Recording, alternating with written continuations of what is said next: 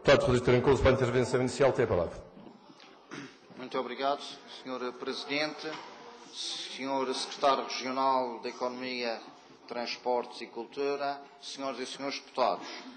Pretendemos hoje debater, discutir e refletir em conjunto, dentro dos condicionamentos previstos no regimento específico para este debate, a realidade concreta dos transportes na região autónoma da Madeira e a estratégia do Governo Regional para este setor.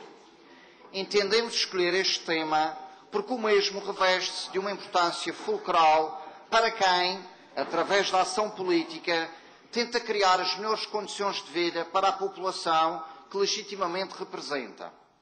Mais relevante ainda se torna este tema porquanto, dada a nossa natureza insular e arquipelágica, a mobilidade de pessoas e mercadorias é permanentemente uma preocupação e fonte de problemas que carecem de soluções e ações céleres, sob pena de o isolamento socioeconómico da região ser uma vivência cotidiana com todas as consequências negativas e perversas inerentes e provenientes do mesmo.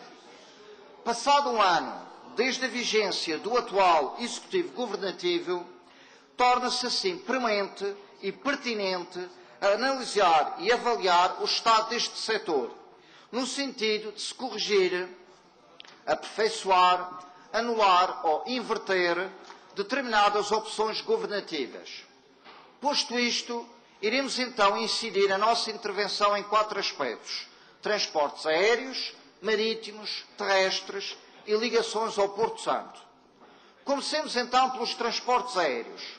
Foi uma das grandes bandeiras de campanha eleitoral do PSD, igualmente um dos principais temas na campanha interna para a liderança do PSD.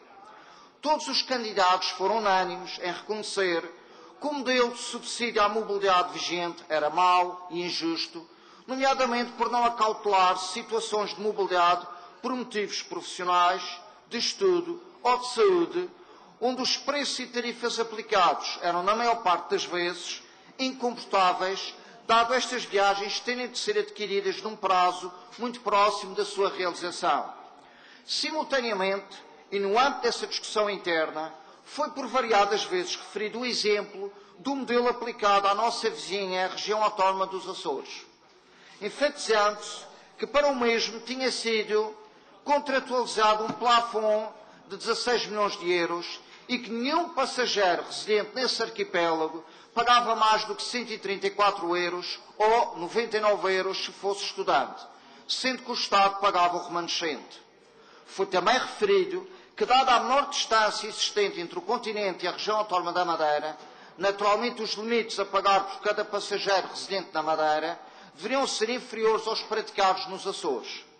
Ora bem, daqui inevitavelmente decorre, e importa salientar este aspecto, que foi criada na opinião pública a expectativa de que o PSD, no Governo Regional da Madeira, iria conseguir a implementação de um modelo muito similar ao dos Açores, no qual os madeirenses nunca pagariam um valor superior a um limite que, inclusive, iria ser inferior ao aplicado nos Açores. Foi com base também nesta expectativa que muitos madeirenses depositaram o seu voto no PSD. Estando o modelo em aplicação, o que se constata presentemente? Os passageiros, na compra da passagem, têm de ter a liquidez monetária para suportar a sua aquisição. Se não a tiverem, e por via disso recorrerem ao uso de um cartão de crédito, são confrontados com um prazo de reembolso superior ao que no cartão será aplicado para a cobrança dos montantes despendidos. Portanto, em termos práticos, terá sempre de existir uma disponibilidade financeira e monetária por parte das famílias e passageiros para fazer face às tarifas exigidas, que na generalidade das vezes superam largamente o limite estabelecido por viagem. Acrescendo este facto que nem todas as tarifas existentes dão direito a um posterior reembolso. E este facto condiciona e limita grandemente o direito, em igualdade de circunstâncias, de mobilidade que qualquer cidadão português deve ter dentro do território do país em qualquer altura do ano. O que se passou no recente fim de semana mais alargado, por causa do feriado 2 de junho, onde as tarifas existentes eram maioritariamente daquelas não reembolsáveis, mostrou uma enorme perversidade deste modelo. Lugares para viajar existiam. O problema é que eram inevitavelmente a um custo superior aos limites estabelecidos e prometidos, com a agravante de não serem reembolsáveis. Pergunto ao Governo Regional, tem ou não consciência que não foi esta a solução que vendeu aos madeirenses? Todas as razões e argumentos que invocam hoje para justificar as especificidades deste modelo de subsidiação não eram já do vosso conhecimento a quando da campanha eleitoral? Outra questão que urge responder de forma cabal, clara e definitiva. Se ultrapassar o limite de 11 milhões de euros do plafond orçamental para este subsídio, o que está previsto fazer? Passemos agora aos transportes marítimos. Neste domínio, a bandeira do ferry foi igualmente bem levantada por todos os candidatos à liderança do PSD.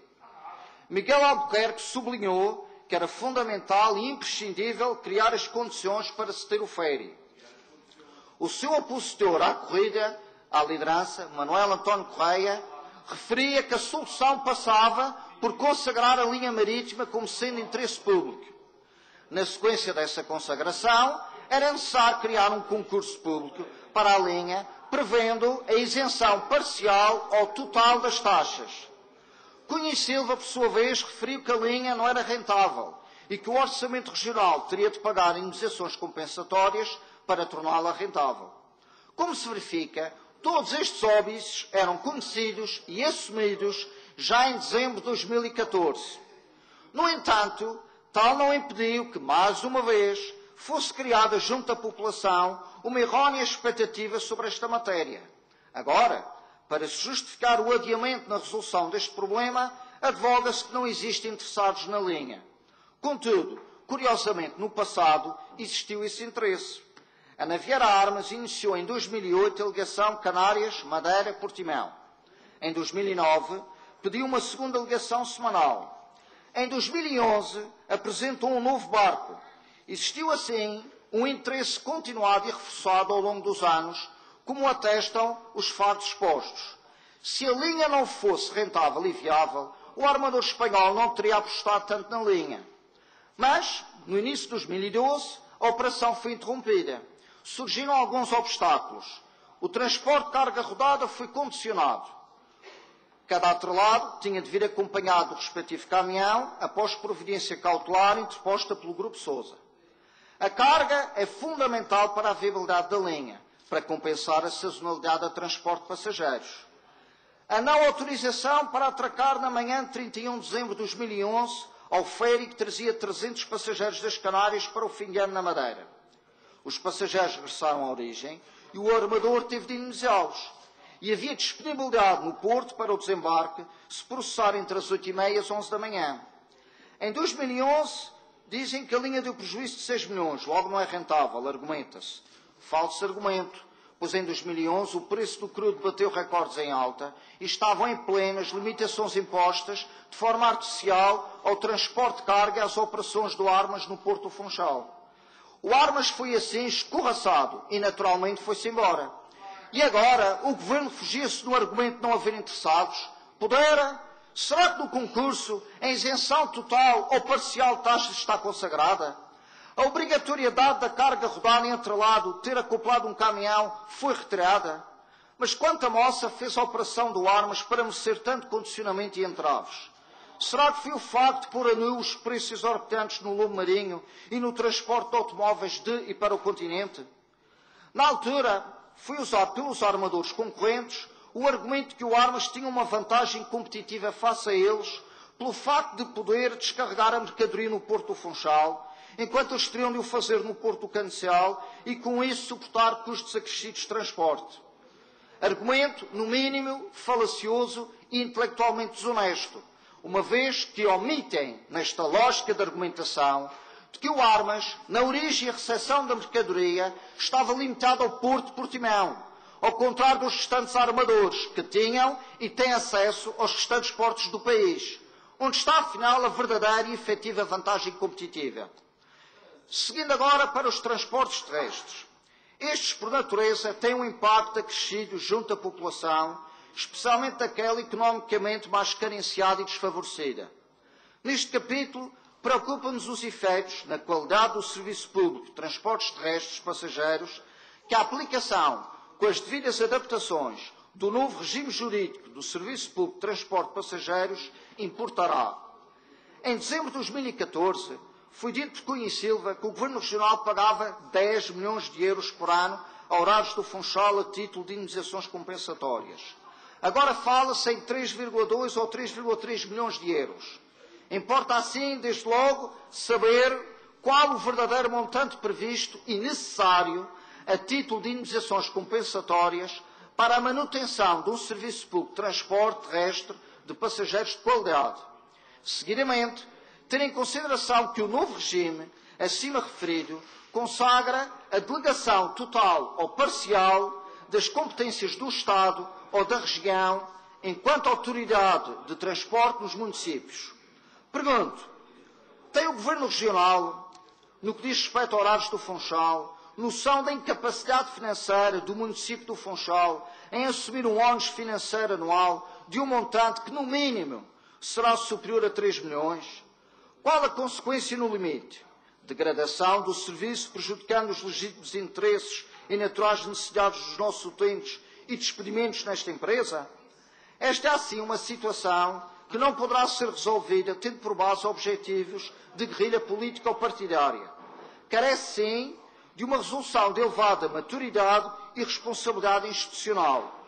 A adaptação regional do referido regime terá de colocar, acima de tudo, o superior interesse dos passageiros e jamais servir de arma de arremesso político entre diversas entidades, leia-se Governo Regional e autarquias, que por, em alguns casos, serem de cores partidárias diferentes e que, por via desta adaptação, nos moldes em que for elaborada, poderão ver-se financeiramente asfixiadas. Bom senso e sentido de Estado precisa-se desta situação.